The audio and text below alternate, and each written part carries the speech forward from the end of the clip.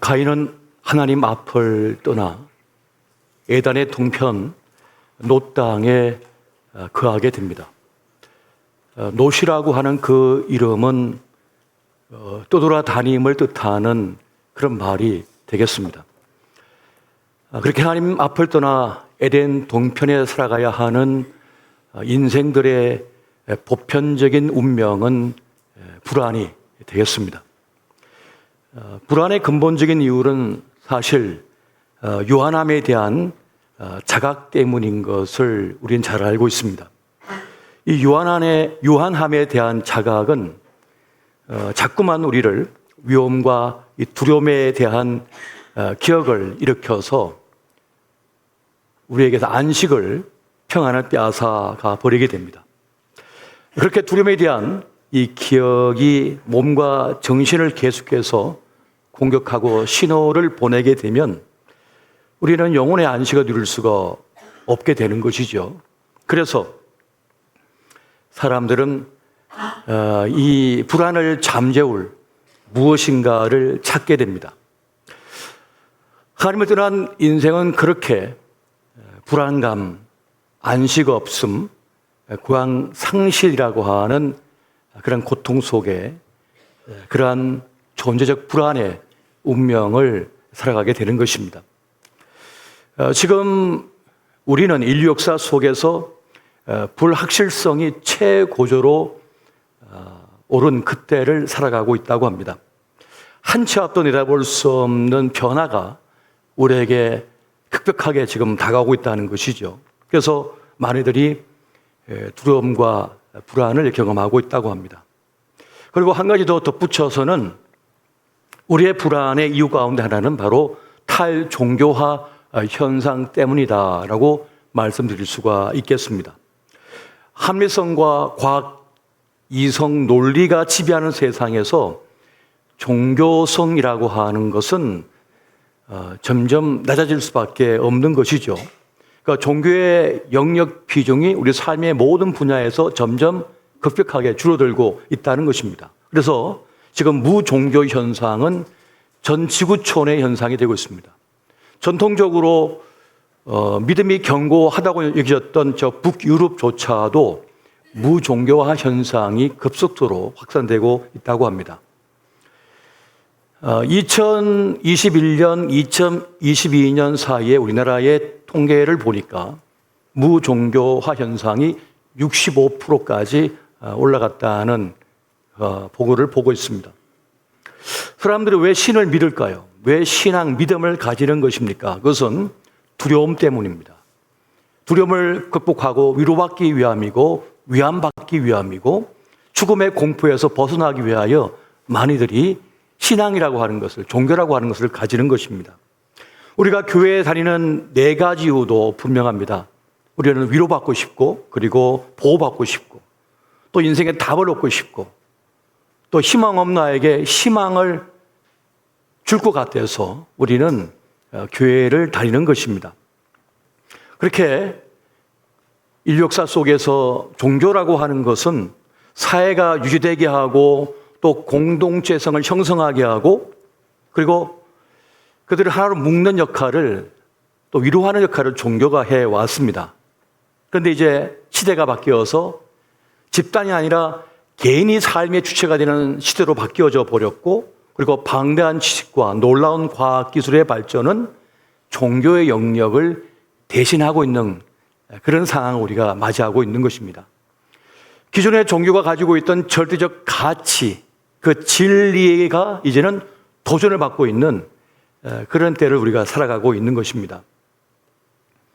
그런데 개인주의화 시대가 되고 자유가 중요한 시대가 되었는데 그러다 보니까 누구도 내 인생을 책임져 주지 않고 스스로 자기를 책임져야 하는 그런 인생의 무게를 더 깊이 짊어지게 됐습니다. 그러면서 고립감 속에 놓여지게 되어졌습니다. 결혼도 이제는 굳이 할 필요가 없이 자기 자유의사에 따라 해도 되고 안 해도 되는 것이죠. 취업도 굳이 해도 되고 안 해도 되고 자기의 판단, 결정에 달린 것입니다. 하지만 그 자유를 누린 책임은 고스란히 자기의 것이 되고 있는 그 인생의 무게감을 최고조로 경험하는 그런 시대가 되었다는 것이에요. 그래서 핵개인화 시대를 살아가면서 사람들은 더 외롭고 더 불안한 영혼의 상태가 되어졌다는 것입니다.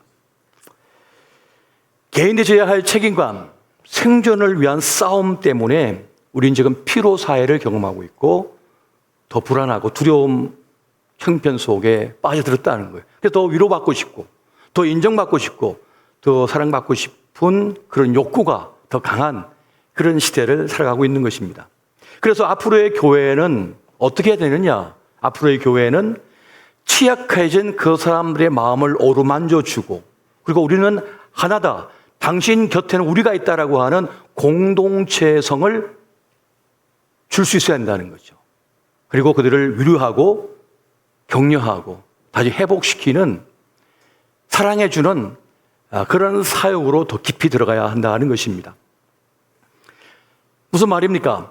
21세기를 맞이하면서 무신론자가 많아지고 종교를 떠나가고 있지만은 원래 종교가 가지고 있던 그 정체성을 더 가지려고 하는, 더 갈망하는 현대인들의 모습을 가지게 됐다는 거예요. 더 마음을 어루만져 주길 원하고 더 사랑받고 싶어하고 더 인정받고 싶어하고 어딘가에 소속되고 싶은 마음이 더 많아지고 있다는 것입니다. 사람들은 이 불확실성, 불안을 잠재우고자 그걸 해결하고 싶어서 돈을 몹니다. 더 많은 소유를 갖고 싶어합니다. 나를 보장해주고 나를 지켜줄 것 같으니까 말이죠. 그러나 관계를 통해 얻어지는 그것은 돈으로 해결될 수가 없습니다. 인간과 인간 관계를 통하여 공급되어지는 위로와 평안, 격려, 안정감, 안식은 돈으로서는 얻을 수 없는 것, 살 수가 없는 것입니다. 해결되지가 않는 것이에요. 사람들은 유대감을 갖고 싶어요. 내 편이 되어주길 바라요. 그래서 어디 갑니까? 축구장 가는 겁니다. 그래서 야구장 가는 겁니다.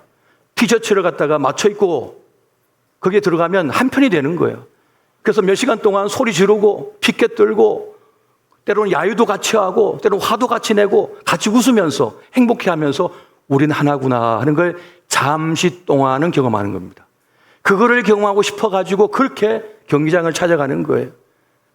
내가 어딘가에 소속되고 있다고 하는 것을 느끼고 싶은 거죠. 경험하고 싶은 것입니다. 개인화를 강렬하게 추구하면서도 어딘가에 소속되기를 강렬하게 원하는 이중적인 모습을 사람들은 갖고 있다는 것입니다. 모순적인 행동인 것이죠. 그렇게 지금 우리의 삶이 펼쳐지고 있습니다. 그래서 오늘 우리는 우리의 삶의 문제를 어디서 찾아봐야 되느냐? 어디서 답을 얻어야 되느냐? 태초의 시작점에서 찾아볼 필요가 있는 것입니다. 무엇이 문제인가? 어디에 답이 있는가? 우리는 어디를 향해 가야 하는가? 처음 이 세상을 창조하시고 태초에 이것을 시작하신 그 하나님에게서 우리는 답을 얻을 수가 있다는 것입니다. 오늘 본문의 말씀을 보면 가인의 후손과 아벨 대신에 태어난 셋의 후손 이 두 사람으로 이 본문이 기록되어져 있는 것을 보게 됩니다. 그러니까 이 세상에는 두 종류의 사람이 있다는 거예요. 가인의 후예와 셋의 후예라고 하는 두 종류의 사람이 있다는 것입니다. 먼저 가인의 후손을 살펴보게 되면 대표적인 인물이 오늘 본문을 보면 라멕이 등장하고 있습니다. 라멕은 힘을 숭상하는, 힘을 숭배하는 사람을 나타냅니다. 오늘 본문을 보면 라멕의 노래가 등장하고 있는데요. 창세기 4장 23절에서 24절 말씀 같이 한번 보겠습니다. 자, 시작. 라멕이 아내들에게 이르되 아다와 실라여 내 목소리를 들으라. 라멕의 아내들이여 내 말을 들으라. 나의 상처로 말미암아 내가 사람을 죽였고 나의 상함으로 말미암아 소년을 죽였도다. 가인을 위하여는 벌이 700일인데 라멕을 위하여는 벌이 77배 1로다 하였더라. 아멘. 라멕이 길을 가다가 한 소년을 만났는데 자기가 상처 입었대요, 마음에. 그래서 그 소년을 죽였다는 겁니다. 그러면서 자기 아내에게 그걸 자랑하는 거예요. 자기 힘을 자랑하고 이겼다고 자랑하고 자기를 합리화하는 장면입니다. 더 나아가서는 동생 아벨을 죽인 그 가인보다 자신이 더 강하고 또 영맹스러우며 또 위대하다라고 하면서 힘, 폭력을 숭상합니다. 세상은 그렇게 사는 것이라고 지금 말을 하고 있는 것이에요. 자신을 높이는입니다. 자기 이름을 높이는 거죠. 자기의 위대함을 나타내는 거죠. 하나님의 부재 속에 자신을 하나님처럼 숭배할 것을 요구하고 있는 것입니다.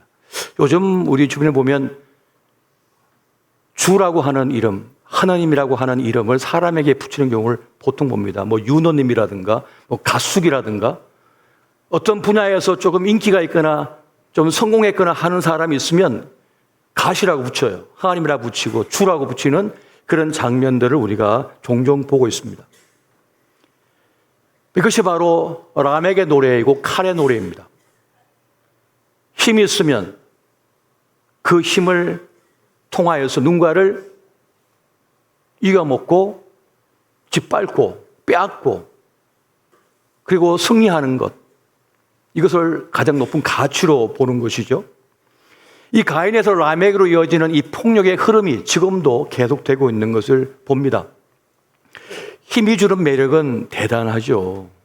이 힘이라고 하는 이 힘의 논리는 손쉬워 보입니다. 그리고 힘의 논리가 지금까지 작동해 왔고 힘의 논리로 지금도 이 세상이 돌아가고 있는 것 같습니다. 하지만 칼로 일어선 자는 칼로 망한다는 것이 하나님의 가르침인 것입니다. 마태복음 26장 52절에 보면 이렇게 말씀해요. 예수께서 이르시되 너의 칼을 도로 칼집에 꽂으라. 칼을 가지는 자는 다 칼로 망하느니라. 너에게 힘이 있다 할지라도 칼이 있다 할지라도 그걸 다시 집어넣으라는 거예요. 그걸 사용하게 되면 그 칼로 인하여 그 힘으로 인하여 너가 망하게 될 것이다. 그러나 이 세상은 라멕의 노래를 부릅니다. 칼의 노래를 부릅니다. 그리고 그것이 정의인 것처럼 행동을 합니다. 그러나 태초에 하나님께서는 분명히 말씀하셨습니다. 무고한 자의 피가 흐르면 그 삶의 터는 황폐하게 될 것이다. 황폐하게 될 것이다. 그 피흐름이 땅을 진동하고 하늘을 진동한다는 거예요. 그래서 무죄한 자의 피를 흘렸거든 그 피를 반드시 속해야 된다고, 신원해야 된다고, 그 억울함을 풀어줘야 된다고 생각합니다. 그런데 많이들은 힘으로 억눌러도 된다고 생각하죠.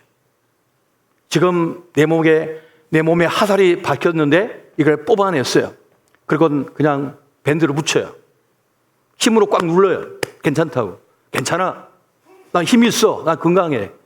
하지만 그걸 근본적으로 치유하지 않으면 어떻게 됩니까? 염증이 생기잖아요. 그럼 썩어 들어가잖아요. 그럼 폐혈증이 되잖아요. 그러면 그 사람은 죽습니다.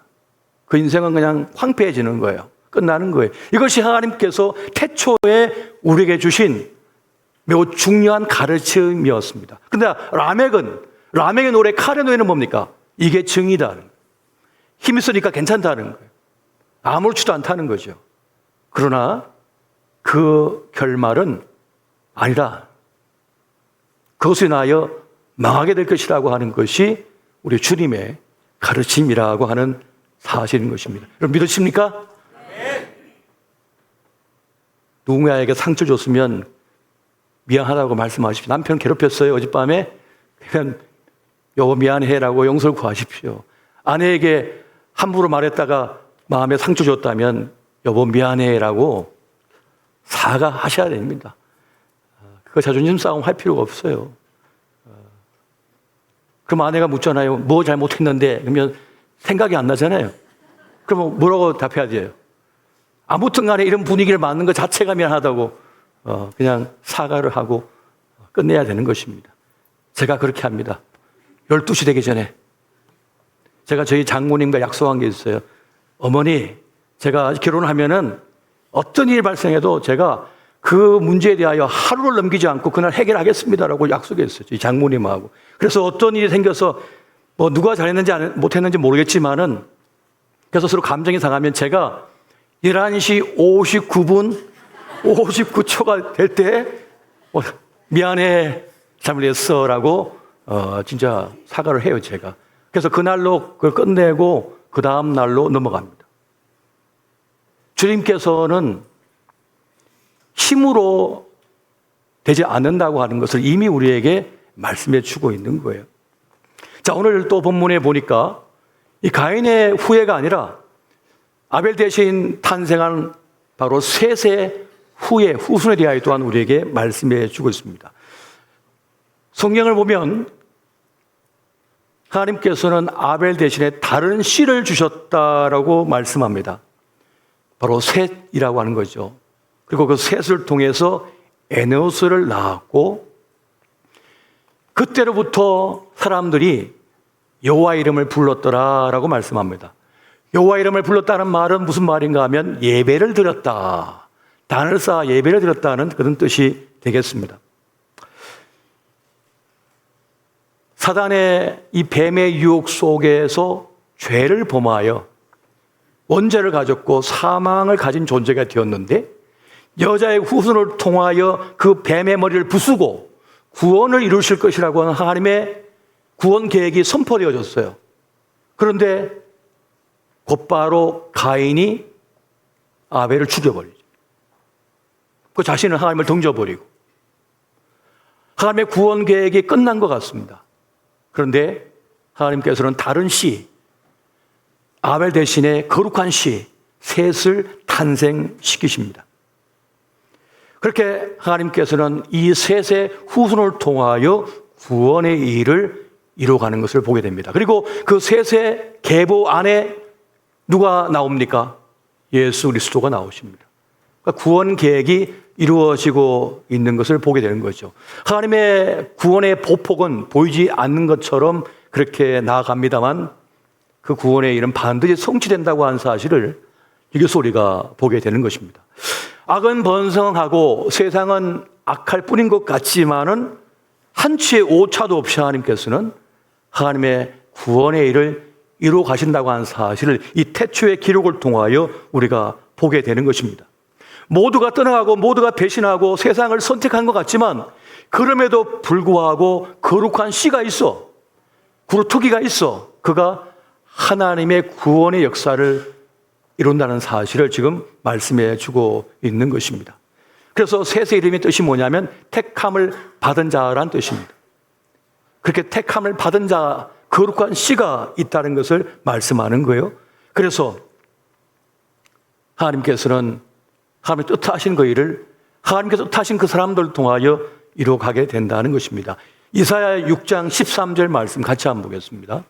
자, 시작. 그 중에 10분의 1이 아직 남아있을지라도 이것도 함께하게 될 것이나 밤나무와 상수리 나무가 배임을 당하여도 그 구루터기는 남아있는 것 같이 거룩한 씨가 이 땅에 구루터기니라 하시더라. 아멘.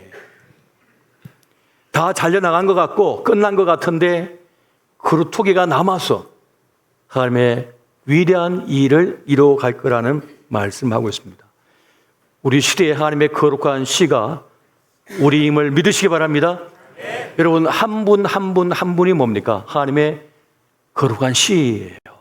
남은 그루터기란 말씀이죠.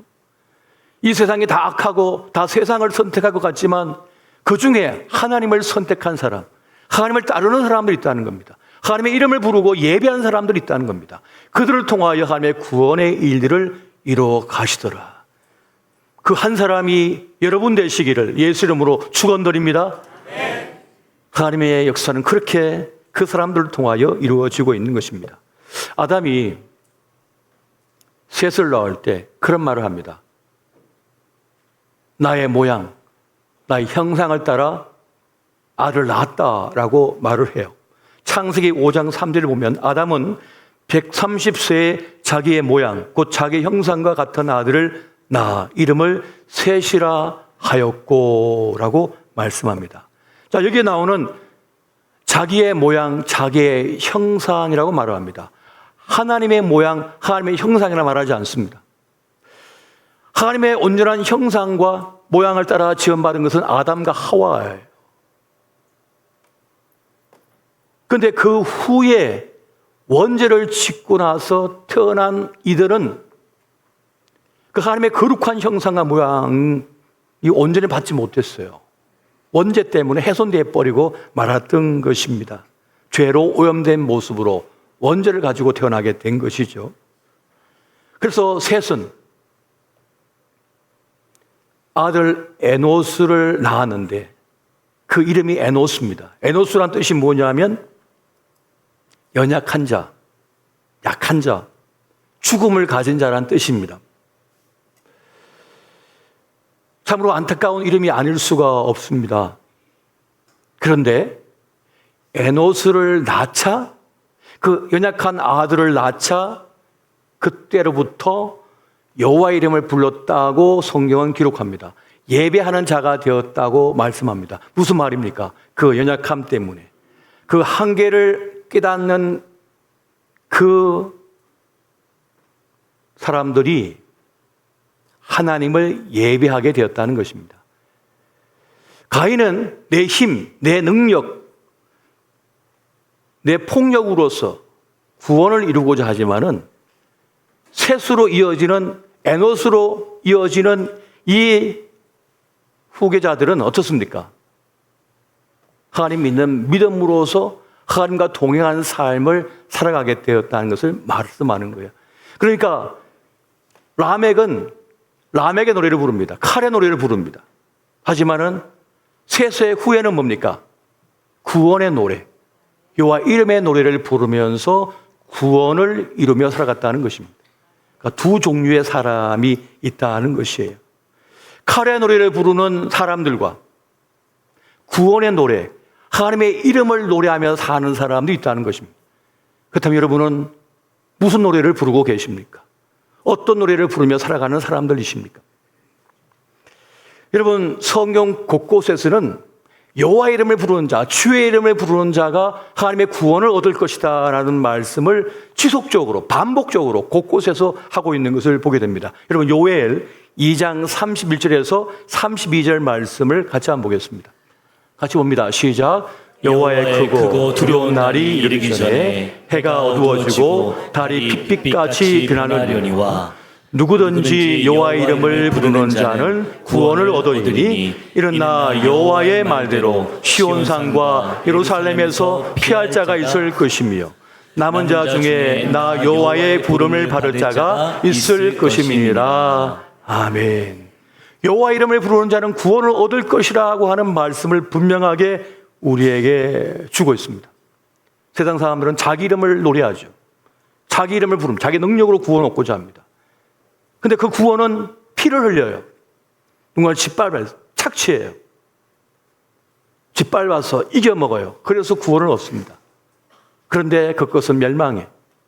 그러나 구원의 노래 여호와 이름을 부르는 사람은 평화를 선포합니다. 하나님의 사랑으로 살아갑니다. 주의 말씀으로 살아가죠.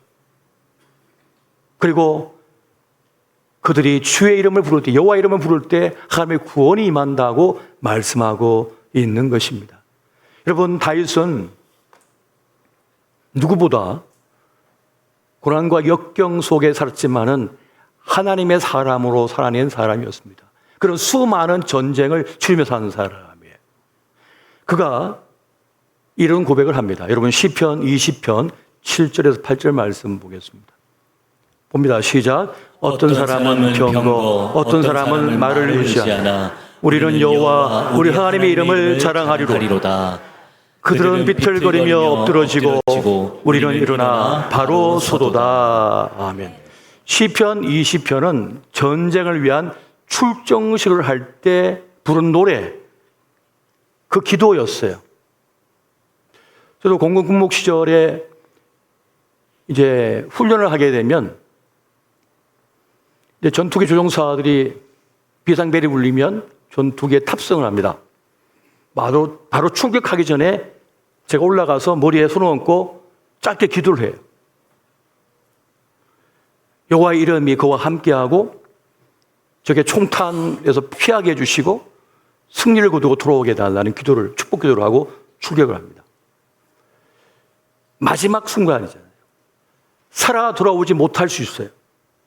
저 하늘에 오르면 여러분 1대1로 적과 정면 승부를 하지 않습니까? 그 전투 중에 어디에 바다에 추락할지, 저 산 속에 혼자 떨어질지, 아니면 그냥 잿가루가 될지 어떻게 합니까?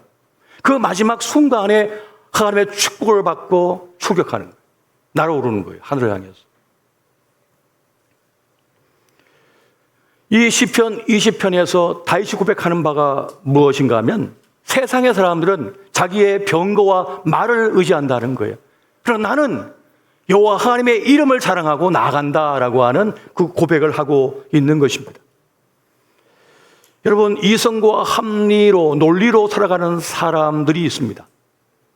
라멕의 노래를 부르는 사람입니다. 칼의 노래를 부르는 사람입니다. 칼이 있으면 다 이긴다, 다 승리한다는 사람이에요. 그런데 구원의 노래를 부르는 사람이 있어요. 여호와의 이름을 부르며 나가는 사람들이 있어요. 이성과 합리, 논리도 중요하지만은 그걸 넘어서는 하나님의 말씀과 하나님의 승리하심이 있다고 하는 걸 믿고 살아가는 사람입니다. 이 두 종류의 사람이 있다는 것이에요. 여러분, 이성과 합리, 논리를 믿고 사는 사람, 자기 주먹을 믿고 사는 사람과 하나님 말씀과 하나님의 섭리를 믿고 사는 사람의 결과는 무엇이라고 하면서 다윗이 분명히 말합니다. 시편 20편 8절 말씀 같이 한번 보겠습니다.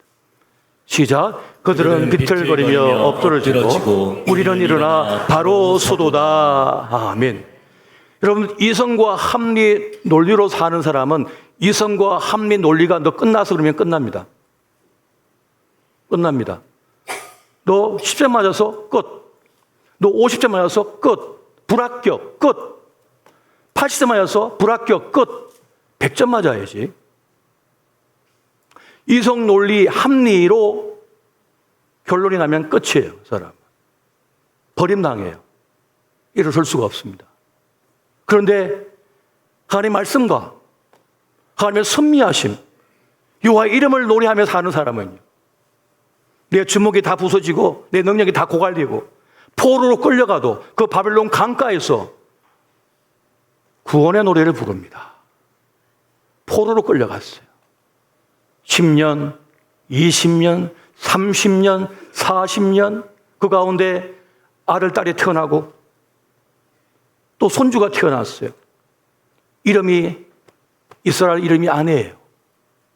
바벨론의 이름이에요. 여러분, 다니엘은 아버지 어머니가 다 죽고 형제도 없이 자매도 없이 혈혈단신 끌려가서 바벨론 왕궁에서 자랍니다. 이름을 바벨론이 아니라 다니엘이 아니라 벨드사살로 이름을 바꿔버렸어요. 그들의 옷을 입혔습니다. 그들의 직업을 줬습니다. 그런데도 다니엘은 나는 다니엘이지 벨드사살이 아니라고 말을 합니다. 그리고 그 예루살렘 성전을 향하여 하루 3번씩 엎드려 기도를 합니다. 왜 부서지지 않는 겁니까? 왜 무너지지 않는 겁니까? 왜 끝나지 않는 것입니까?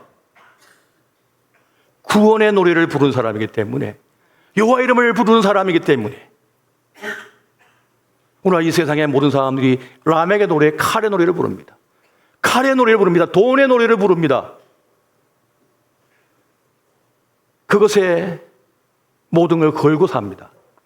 그 칼이 꺾이면요, 그 미모가 꺾이면요, 끝납니다.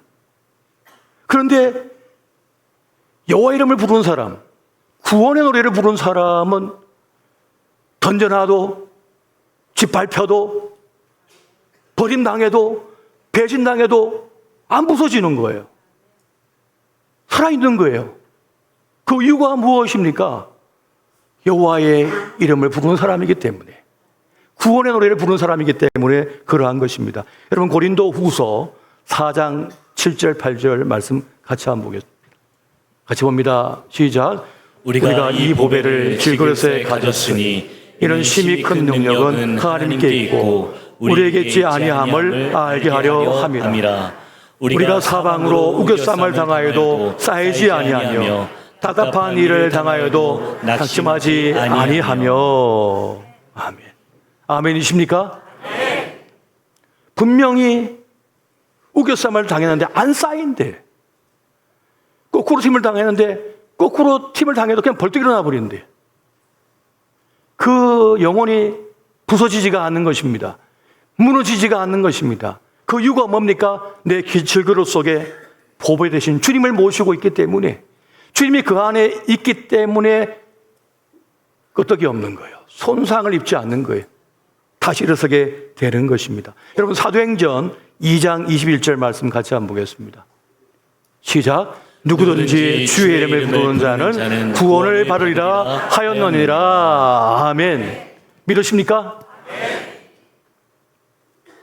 제가 늘 경험하던 그 일하는 이 말씀과 너무 잘 맞는 말씀이라서 제가 자주 인용을 하는데, 제가 전임 전사 시절에 이제 신방을 가기 위해서 출발하는데, 목사님이 이제 주차장에서 앉아 계시고 또 신방대원 같이 가야 되는데, 제가 사무실에 올라와서 좀 정리하다가 그날따라 아침을 안 먹고 나와서 좀 출출했나 봐요. 그래서 옆에 있는 그 비스켓이 있는데 그 이름을 얘기하면 안 될 것 같아서 그것을 하나 입에 딱 집어넣고 나오는데 이게 쑥 들어가서 목구멍 앞에 딱 붙은 거예요. 그러면서 입안에 있는 수분을 다 흡수해버려가지고 딱 막혔는데, 제가 손으로 끄집어내려고 집어넣으니까 이게 워낙 딱 들어가 있으니까 손을 대면 될수록 더 들어가는 거예요. 그 순간 쉽게 생각했는데 시간이 자꾸 흐르는 거잖아요. 앞에 거울을 보니까 거울에 제 얼굴이 나오는데 얼굴이 시커매지고 있어요. 저는 죽어간 사람 얼굴을 본 적이 별로 없지만은 제 얼굴을 직접 봤어요. 제 얼굴이 시커매지면서 입술이 파래지고요. 그리고는 의식이 몽롱해지는 거예요. 지금 이 상태에서는 이 계단을 뛰어내려갈 수도 없고 전화를 걸 수도 없어요. 말을 못하니까. 그때 탁 떠오른 순간은 주의 이름을 불러야겠구나. 주님밖에 없다 하는 순간 주님 앞에 주여 주여 하는데 입속에 있던 게 툭 튀어나오는 거예요. 그래가지고는 아무 일 없다는 듯이 성경책 집어들고 신방 갔다니까요. 주의 이름을 부르는 자는 구원을 받으리라. 할렐루야. 여러분, 그 젊은 나이에, 여러분 30대, 아니 20대 후반이었어요. 제가 29이었다고요. 29, 30, 그때였단 말이에요. 그 젊은 나이에 그 비스켓 하나 때문에 죽을 수 있다는 사실을, 접시물로도 죽을 수 있다는 그 말이 전 이해가 갔어요. 아무리 건강해도, 아무리 주변에 사람들이 있어도, 아무리 그가 똑똑했어도, 그가 아무리 능력이 있어도 한순간에 끝날 수 있다는 사실을 그때 제가 경험하면서 하나님 앞에 자랑할 인생 없다. 제가 철저하게 경험했다니까. 죽음의 문턱까지 갔으니까 그 순간에. 주의 이름을 부른 자에게 구원이 있음을 믿으시기 바랍니다. 어떤 일로 인하여 고통당하고 절망하고 아파하고 실패감 속에 있을 때, 열패감 속에 있을 때, 그때 다른 이름 부를 거 없이 주의 이름을 부르시기 바랍니다. 주여 주여 주여 나를 구원하소서라고 외친 순간 미워할 수밖에 없는 사람을 미워하지 않게 됩니다. 분노가 폭발할 순간에 분노를 억누르게 됩니다. 분노를 억누르게 되는 거예요. 그리고 지혜 없던 그에게 주의 이름을 부를 때 지혜가, 하나님의 지식이 그에게 들어와요. 하나님의 지혜가 떠올라요. 그래서 보지 못한 걸 보게 만들고 듣지 못했던 걸 듣게 만들어 버립니다. 주의 이름을 부를 때 그런 역사가 있는 것입니다. 여러분, 주의 이름을 부른 자에게 승리가 있음을 믿으시기 바랍니다. 저 북녘 땅에서는 라멕의 노래를 부르고 있습니다. 칼의 노래를 부르고 있습니다. 끝없이 핵무기를 개발하고 끝없이 무기를 생산합니다. 라멕의 노래를 부르고 있어요. 칼의 노래를 부르고 있어요. 그래야만 승리할 수 있다고, 그래야만 자기들이 평안을 누릴 수 있다고, 안식을 누릴 수 있다고. 그러면 안식 누리고 있습니까? 이 남쪽은 구한말 땅에 파란 위에 선교사가 들어와서 교회를 세우고 학교를 세우고 병원을 세웠습니다. 하나님의 진리의 그 사랑의 마음을 가지고 이 땅을 보살폈어요. 그 지금 우리는 어떤 노래를 부르고 있습니까? 물론 우리 남쪽에도 라멘 노래, 카레 노래 부르고 있는 사람도 있습니다만은 이 땅의 교회들이 구원의 노래, 여호와의 노래를 부르고 있는 것입니다.